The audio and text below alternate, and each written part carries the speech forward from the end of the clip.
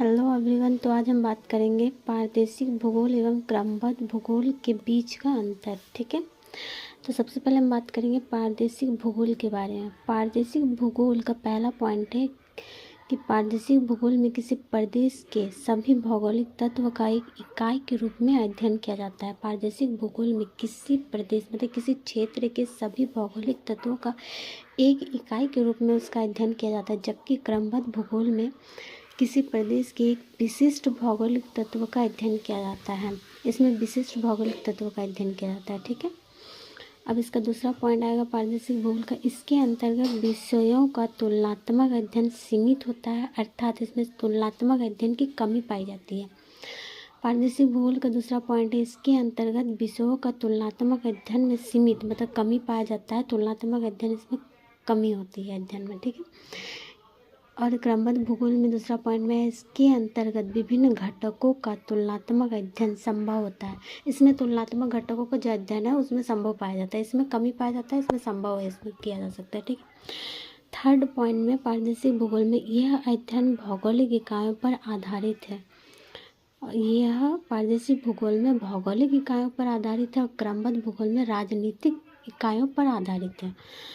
अब fourth point आ जाएंगे, इसके अंतर्गत किसी क्षेत्र विशेषता में गहराई से जानकारी मिलती है। पारदेशिक भूगोल में किसी क्षेत्र का गहराई से जानकारी मिलती है, जबकि क्रमबद्ध भूगोल में इसके अंतर्गत क्षेत्रीय विशेषताओं की उपेक्षा को अनदेखा किया जाता है। फोर्थ पॉइंट में देखिए कि उसको गहराई से उसका अध्ययन किया जाता है, उसका जानकारी लिया जाता है किसी क्षेत्र का, जबकि क्रमबद्ध में क्या है, क्षेत्रीय विशेषताओं को अनदेखा किया जाता है, उतना गहराई से नहीं किया जाता है। यह अध्ययन पारदेशिक भूगोल में यह 5 पॉइंट, यह अध्ययन समाकलित रूप से एकजुट से जुड़ा हुआ है। पारदेशिक भूगोल में यह अध्ययन समाकलित रूप से एकजुट से जुड़ा हुआ है, जबकि क्रमबद्ध में यह अध्ययन एकांकी रूप से अकेला होता है। यह एकांकी रूप से अकेला ही कार्य होता है इसका। ठीक है, अब 6 पॉइंट आएगा, पारदेशिक भूगोल में स्थानीय योजनाओं नीति निर्धारण के लिए उपयुक्त मानी जाती है। ये स्थानीय चाहे नीति या फिर निर्धारण के लिए भी उपयुक्त मानी जाती है, जबकि क्रमबद्ध में वैश्विक स्तर पर योजनाओं के लिए उपयुक्त मानी जाती है। 7 पॉइंट, किसी प्रदेश के भौतिक वातावरण मानव के बीच के संबंध का प्रकट करता है।